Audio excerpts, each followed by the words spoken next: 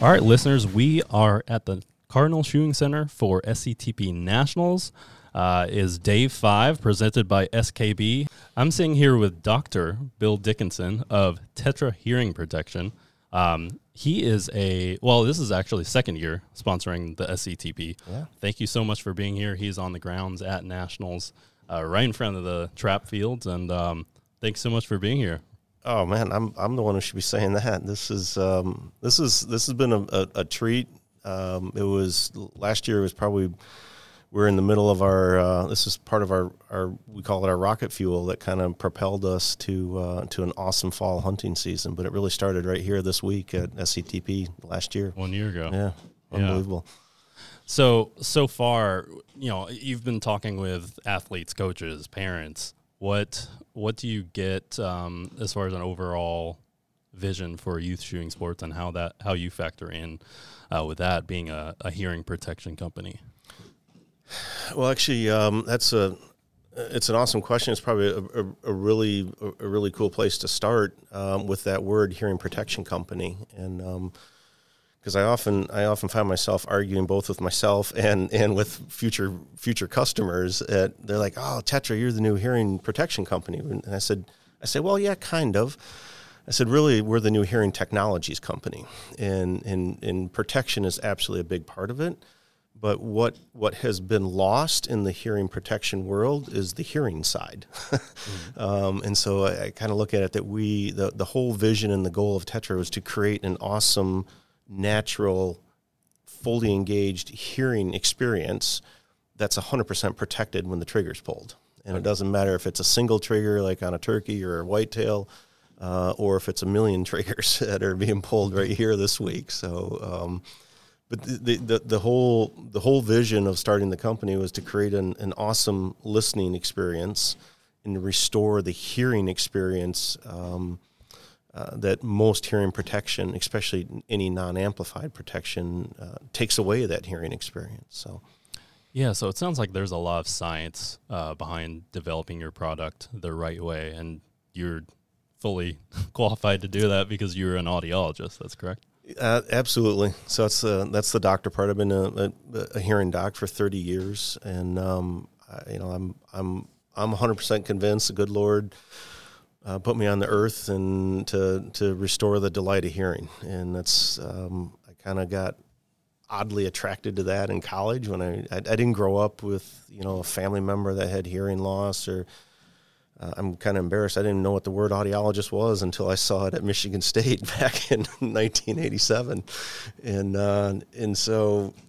But once it's kind of the perfect mix of being a teacher and being a giver and a caretaker with enough geeky science behind it. But it's really the best way of how we live our life, right? It's communicating. Mm-hmm. And most of that is with spoken language. We can communicate. You could be 50 yards away from me and be able to tell how I'm communicating with my best friend or my wife or an employee. You can tell if I'm happy or if I'm sad or if I'm angry or scared. And so we can communicate other ways besides hearing. But man, most of it of our life is with spoken language and expressing our world to each other and connecting as human beings.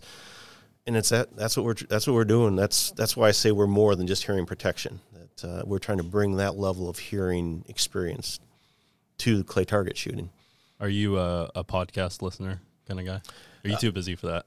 You know what? It's one of the things that I disappoint myself. It's one of the goals that I keep kind of putting on when I kind of take inventory of all right, how's Bill doing? Right? Like when I do a check-in with myself, and in increasing podcasts are always one of them. And I'm just not good at it. I'm going to steal your phone and then subscribe you to the Range Time podcast. Yeah. Okay. So out on the line, you see a lot of, everyone has hearing protection. It's, we're required for our sport, but you do see a lot of just cheap foam plugs. Can you kind of explain to everyone why having electronic hearing protection, especially your products, what that technology brings to the experience of shooting? So it really kind of comes back to this whole idea of from a protective standpoint, almost any of the devices out there are more than adequate. They're more than good enough. Good Lord gave us, an index finger to put in our ear, and that's not bad right there. And so the biggest difference between what we're trying to do on Tetra is the very first to create what's called pursuit-based hearing systems, and so that's what our patent is on. Is that we are identifying the specific frequencies that are needed for an outdoor hunting or shooting pursuit, right? And so what this week is all about is that the bunker trap shooter needs a different level of hearing experience compared to the sporting clay shooter, right? And the international skeet shooter is different than the bunker trap guy or gal. I love it. I mean, it's mostly gals around here, right? Which is the coolest thing. I'm a big girl dad, so I love that part of this sport. Okay, we'll get you to become a C2B coach as well. Okay. I'll sign up for that one. And so what we have gone through on the competitive clay target side is that we sat and we've digitized with the different sounds of the release of that trap out of different throwers. We spent most of our time with Promatic. They've been very good to us and given us a lot of time. And the idea is that what our hearing systems, the Tetra technology is, it's 16 bands of sound processing. And so what we can do is we can specifically enhance the frequencies that you want to hear. So like if you're on a sporting clay course and the idea is that that target is coming from different locations and different directions, different angles, what we know from about 100 years of science is that our brain reacts fastest of all of our sensory systems. Our brain reacts fastest to our ears, the information our ears send. So we call our auditory reaction time is about 30 to 50% faster for our ears than it is for our eyes.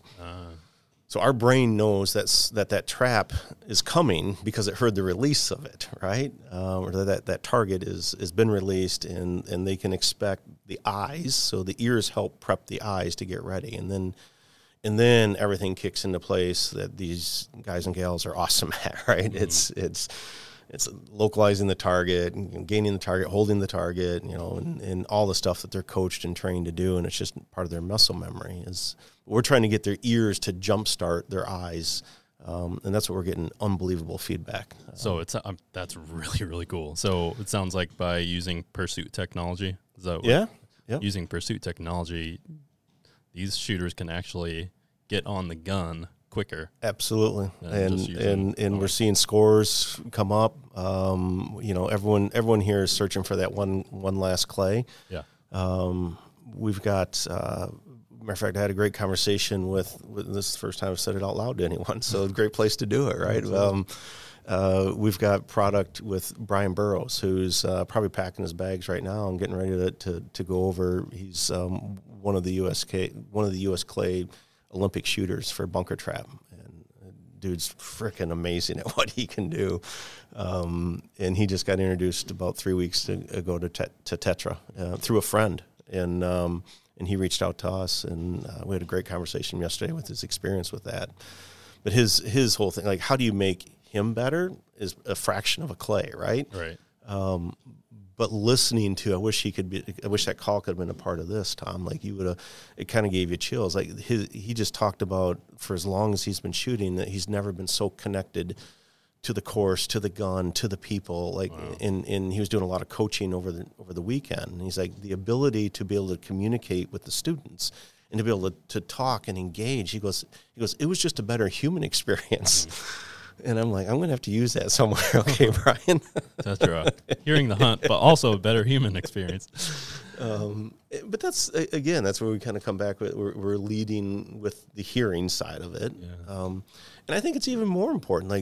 Like these kids are here all week, they're doing, and the idea of, we've spent, do you know how many PhD thesis and dissertations have been done with the idea of showing that any performance, any task is better with audition than without. And so the idea of like hearing impaired, and these have been again thousands of studies on the hearing side have shown that if you have hearing loss, you have a slower reaction time. You have a miscalculation of whatever complex task that you need to do, and our brain works more efficiently with hearing.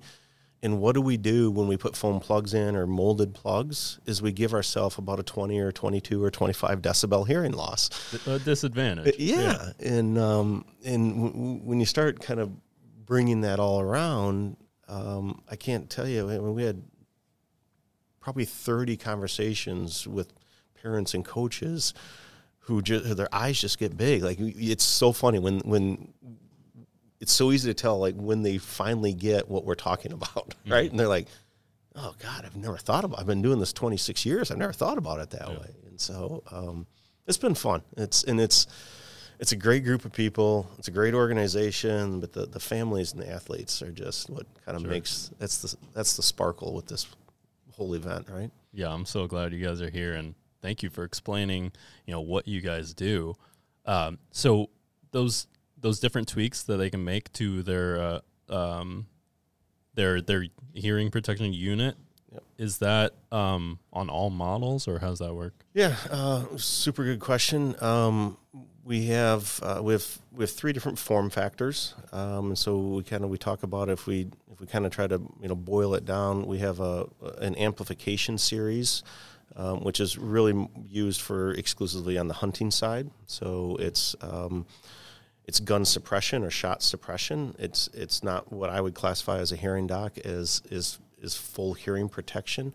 It protects you from a single gunshot, like on a turkey or a whitetail or an elk. And that's the AMP series, and that doesn't really have a big play other than actually we sold a couple yesterday from guys who are big time bow hunters. Oh, right? Yeah, there's families that hunt out here. Absolutely, sure. That's the whole crossover with this.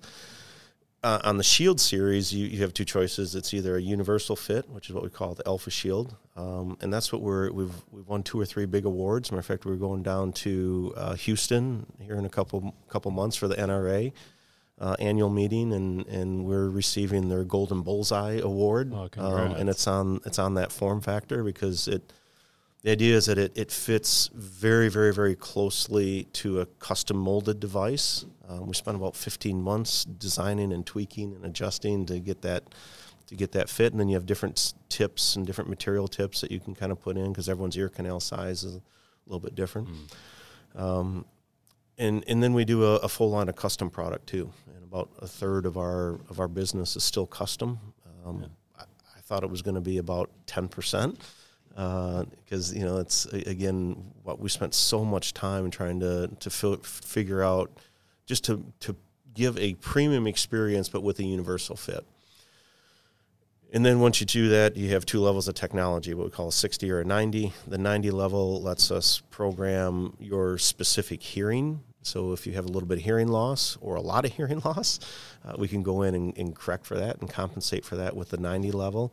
And the 60 level is just off the shelf, and we build it with, like for this week, our SCTP unit is what we call, it has 3 responses into that 60 level, a little button that you push, and it has natural ear, range boost, and clay trap.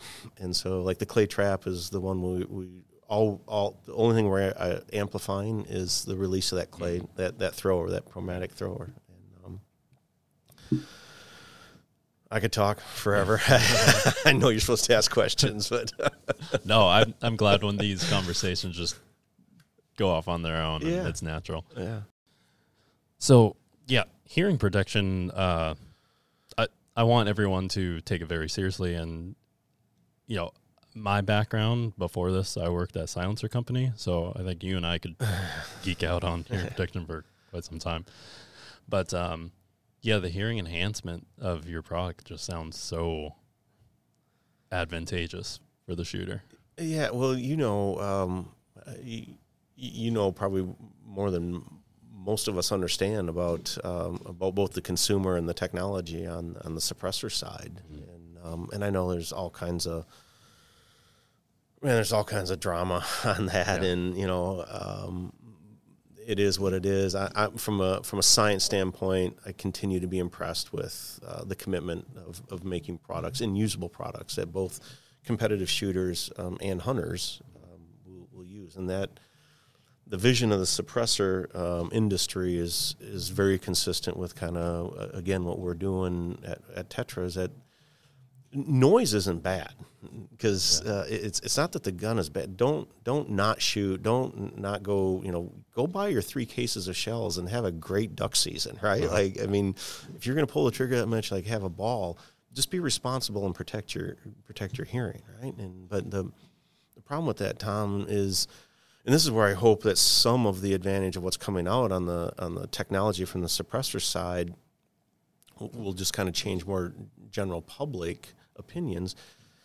We don't take care of our ears across the lifetime, right? I mean, it's one of the global, before we had bad words like pandemics, right, that we had to get used to, like hearing loss has been a global epidemic for a long time. Well, something that I was at Silencer Co.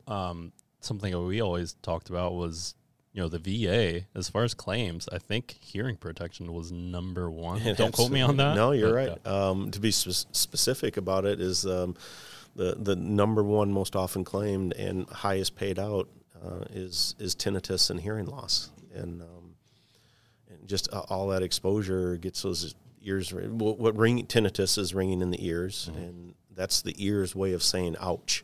Okay. We don't have pain receptors in our inner ear. It's not like how God designed our teeth, right? When or the bridge of our nose when we get it. Like, you don't have to do much damage, and when it hurts bad. Well, we can hurt the heck out of our ears, and there's no pain receptors saying, like, hey, you idiot, you're doing something bad here, right? Like, stop banging on that metal, right? Like, you can't ride in that tractor 16 hours a day and not, it's what we do to ourselves across a lifetime. So as far as impulse noises, Dr. Dickinson, please tell me, is OSHA's 140 decibel limit as far as hearing damage, is that accurate? It is from like a scientific standpoint. The problem with, and not many, I don't think I could fill a hand in the last 5 years of anyone who knows that 140 level from OSHA. So It's pretty impressive, Tom. And the idea, it raises a really interesting topic. So the idea, you're spot on, that an impulse noise is defined by OSHA of anything less than 3 milliseconds, right? Okay. Which is super quick. And a gunshot's about half of that, right? And over and done with. What OSHA, OSHA was created to protect occupational workers, right? And so the advent 70-some years ago of what's called the NRR, noise reduction rating, is a great marketing term, so marketing guys should really be able to appreciate that. But in the firearm industry, the NRR is what I believe, or I say, is very misleading, because the NRR is constructed on a very wide band of frequencies. So we test the NRR, or we create an NRR by testing what that device is doing from 250 cycles all the way out to 8,000 cycles. And a gunshot is a small chunk in the middle of that, right? And more importantly, the NRR was designed for noise 75 seconds or longer. And so factory workers. Yeah, exactly. It was like a printing press, right? Yeah. Like, how often can you be, or steel workers, or construction, or farmers, or you fill in the blank. Yeah. It absolutely has its role, but the idea is that it was looking to protect for a very wide swath of frequencies, which a gunshot is not, and it was looking for long duration of 75 seconds or more, which a gunshot is very much not. And so I have always had a position from a professional standpoint that the NRR is very misleading, because it's an average of all those frequencies. Mm-hmm. And what we know, you asked about those, the beloved orange foam plugs. When we look at NRR and we look at noise reduction, the science word is attenuation, right? How soft can we make a sound? How much of that loud energy can we take down? Can we attenuate it? And if you look at a foam plug, it has an NRR of 18 or 19 or 22. Depending on how well you deploy it. And exactly, right? Like, do you get it in right? Is it in correctly? I can't tell you, growing up in Michigan, and I worked for Henry Ford Health System for a long time. So everything in Michigan, especially in the day, was tied to the automotive industry. And so I spent a lot of time in Ford plants and GM plants and Chrysler plants up in the Detroit area. And you could see some pretty interesting ways where those guys on the assembly line were wearing the foam plugs that had nothing to do to protect their hearing. All it did is keep the supervisor off their back, right? And out on the line, I've seen some pistol shooters just put a 9mm casing in their ears and just rolling my eyes. Yeah. Or they thought they'd get fancy and put a cigarette butt in the 9mm, right, to like absorb some sound. And like, science. Okay, you get an A for creativity, but it's a D for actual science, right? But so where we're going with that is like you take a foam plug or a set of muffs or electronic device, any NRR out Tetra. I'm not throwing anyone under the bus. I'll say we did NRR testing on all of our products. And you get a number of 21, well, the NRR is heavily weighted on lower frequencies, which is not where the gunshot is, right? So, the lower frequencies may have an attenuation, a reduction of, 28 or 30 or 31 dB. And the higher frequencies where the gunshot is occurring may have an attenuation of 8 dB. But yet it averages together, and it comes out by this magical formula to be 21, right? And it's just not what we need to move to. And this is absolutely where Tetra is trying to go from a science standpoint. Is creating what's the true measurement is impulse noise insertion loss, and it's how a device works in the ear for a specific targeted sound. Mm-hmm. So insertion loss is what happens when I put my finger in my ear. I'm creating insertion loss. When I put a foam plug or a 9mm shell or any device in the ear, we insert, we physically block that cavity. And so it creates, the technical term is insertion loss. And so if we can start like moving the conversation, and kind of one of my midterm goals of within 5 years for Tetra is to try to get everyone to be looking at INIL instead of NRR, and that's impulse noise insertion loss, and that's a much more safe and accurate measurement for the consumer to be able to compare across hearing protection. Well, I'm going to forsake NRR. No longer in my vocabulary. Just don't think. That makes my skin crawl a little bit. I don't want listeners to think like it's not important, but for what we're trying to do, don't think that more is better. Like don't. And that comes all the way back to your 140 number. Like once you get to 140 or below for an impulse noise, you're fine. Okay. And the difference between being at 136 and being at 126, safe is safe, right? And it's not a linear thing, right? It's very much not. Okay. Absolutely. Yeah. That's what confuses everything. Uh-huh. And like I don't think nearly enough people. This company, this week, this place, this consumer, this super competitive, completely focused, all-in consumer that we have around us right now, may understand that 140. A lot of people kind of walk around with what's been drilled in everyone's head is like 85 decibels is safe. You need to start protecting. Or I wish this was drilled into everyone's head, maybe, that you need to start protecting when sound gets above 85 dB. And it's always a trade-off of how loud and how long, right? Yeah, and that's why the idea is that you need to protect a worker needs to protect their hearing. If you're surrounded by 90 decibels of sound or 92 decibels of sound, you need to protect your hearing across that 8-hour workday, right? And that's when all the kind of the formulas start kicking in. Mm-hmm. the problem is that it's really hard for the average guy or gal to know what's 85, what's 90, what's 140, right? Because I'll say, well, how loud are we talking right now? Right? We're probably talking 58 to 64. Like when we get excited and voice comes up a little bit, but so like if average speech is 55 to 65, 85 is not that much louder than that, right? And it's just hard to kind of measure how loud the world is around you, you know? So, we're a youth organization. There's literally thousands of kids out here shooting throughout the week. And we go as young as 5th grade. Do you have products that will fit their ears as they grow? Or how would you? Awesome question. And it's yes and no.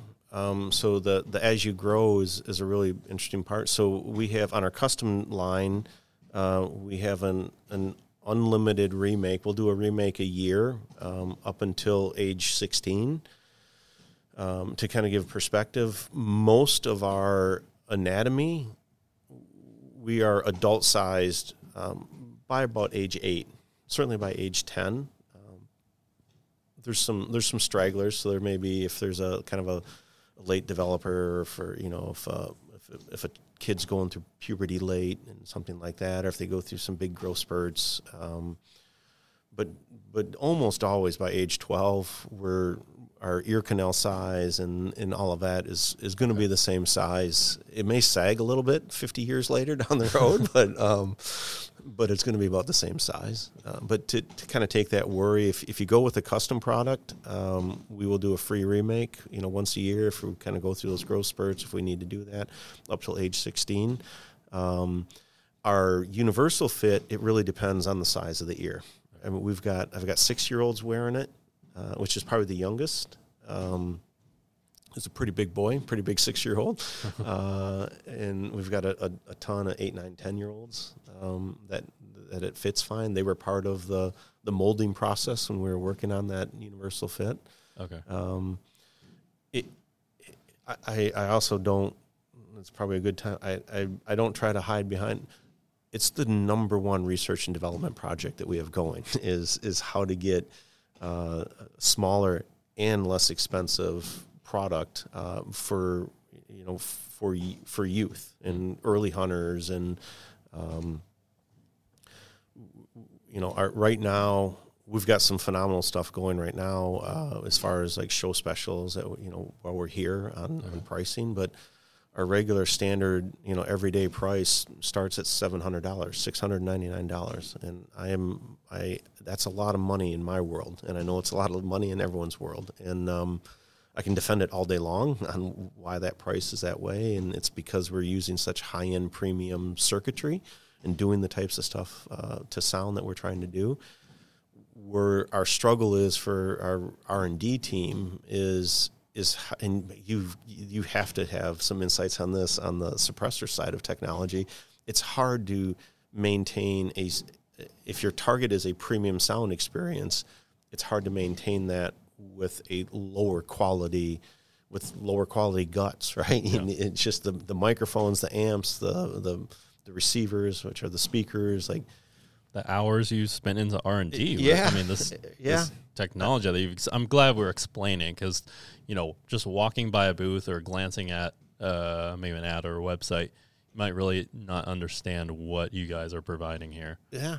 I think most of the people, even who are involved with guns and shooting, they come and they look at the quality of the firearms that we see driving around here and on the lines, and somebody could absolutely think like, how does a 15-year-old kid, how do you hand them a $15,000, $20,000 gun, right? And then you go to these unbelievable shops, and it'd be easier to have, sticker shock. Well, once you learn the process and what that gun is doing, very, very different compared to, doesn't have a guarantee that it's going to break every clay, right? But the gun is designed and built completely different than what you see off of a store shelf, right? I just love how you explained that even if it's just milliseconds of milliseconds of a head start on that clay, that thrower throwing the clay. The gun will do, it doesn't matter if you're shooting ducks or clay targets or, the gun will do what your eyes tell it to do, and your brain tells your eyes, and all we're doing is we're giving your eyes and your brain a really good asset. Matter of fact, we're returning it because what most shooters are doing when they put a non-amplified silicone molded plug, right, even if it's custom, is like you're taking away your greatest asset.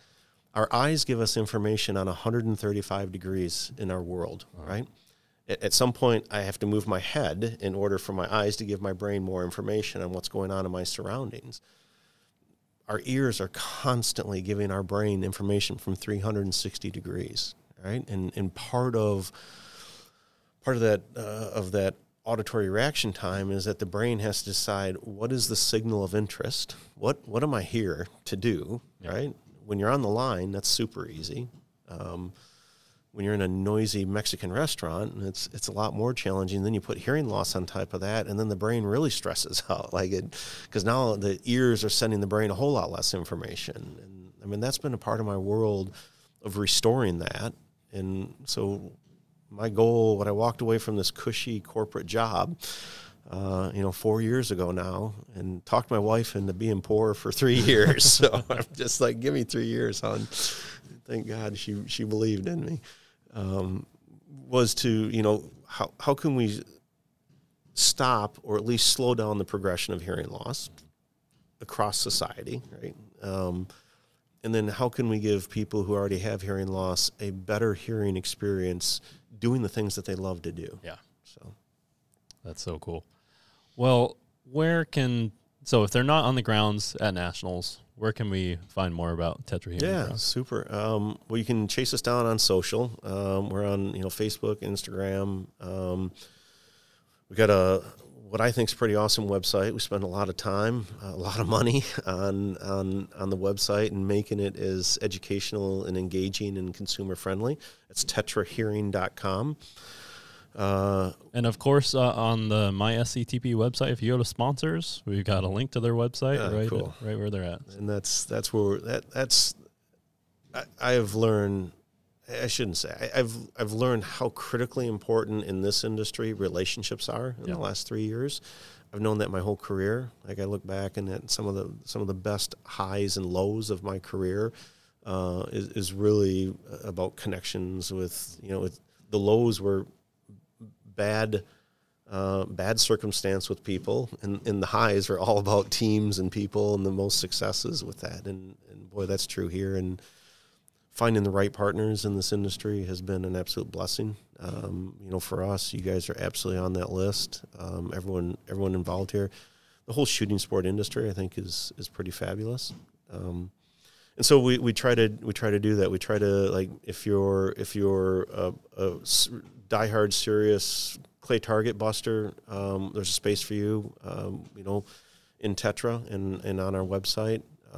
It's heavily dominated on the hunting side, because those are the guys and gals that are so non-compliant. Like, we've got to fix that first. Like, it has to be unacceptable to be on a dove field and not have, not protecting ears, or the worst part is, like, for some, this is super interesting, and it's all my brethren in the duck hunting groups, right? Yeah. And they'll shoot a couple rounds of sporting clays, and everyone's using hearing protection, or they'll throw a box of clay targets in the backyard and shoot a couple cases of shells, and everyone's wearing hearing protection, and they go on that first dove hunt, and everyone got foam plugs in.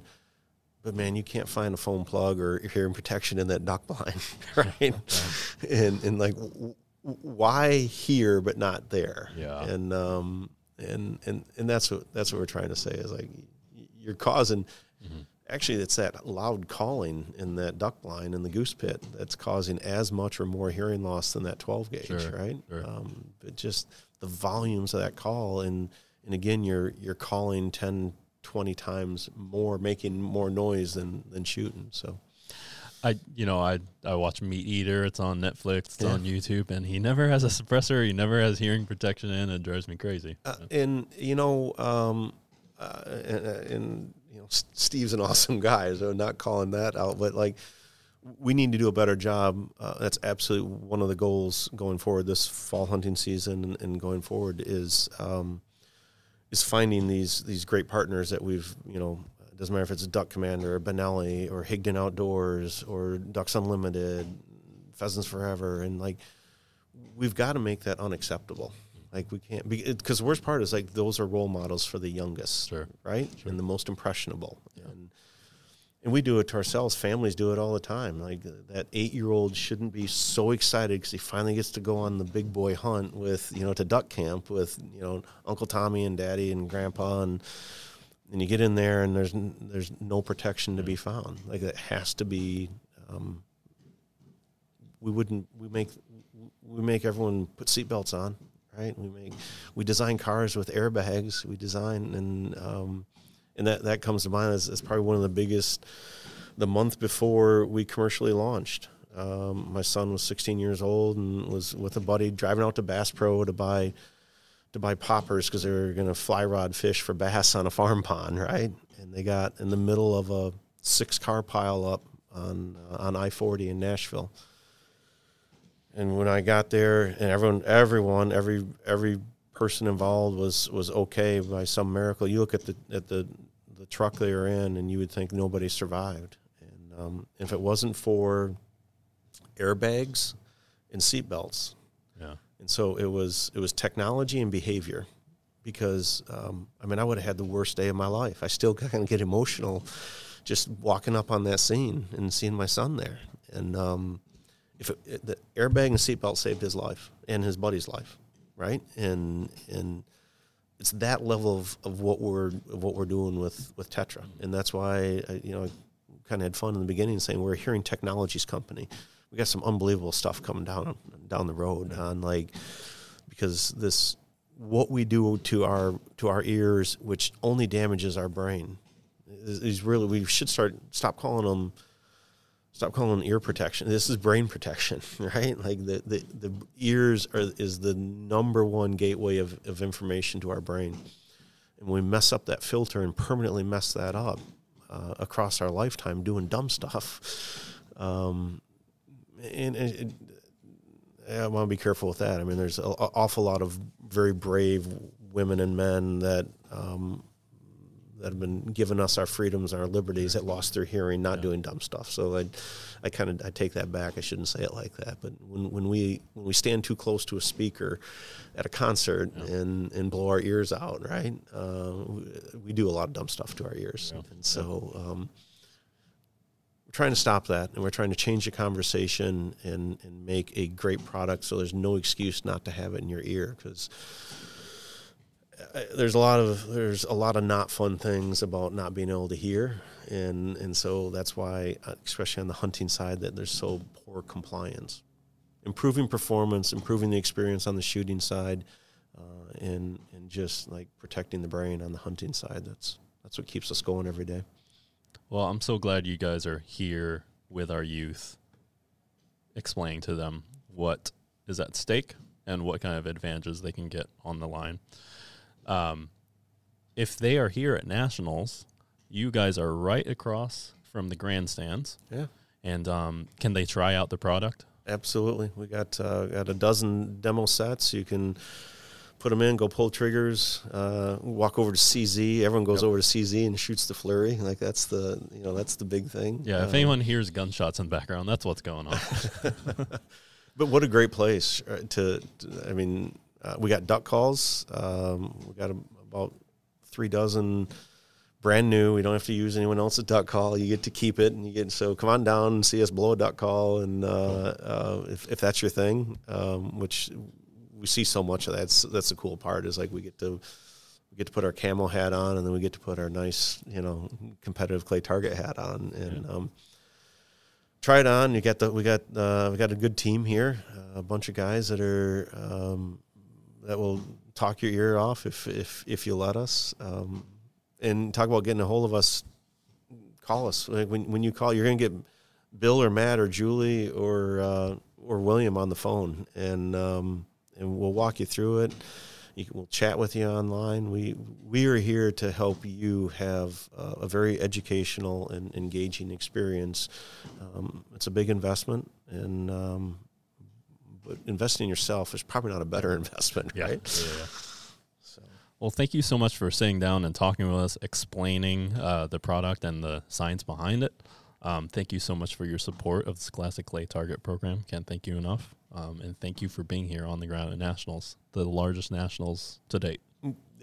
Is it? Yeah, it is. I figure it had to be. Yep. Yeah, that's a cool little factoid there. And we're also celebrating 20 years of the program itself. Yeah. So.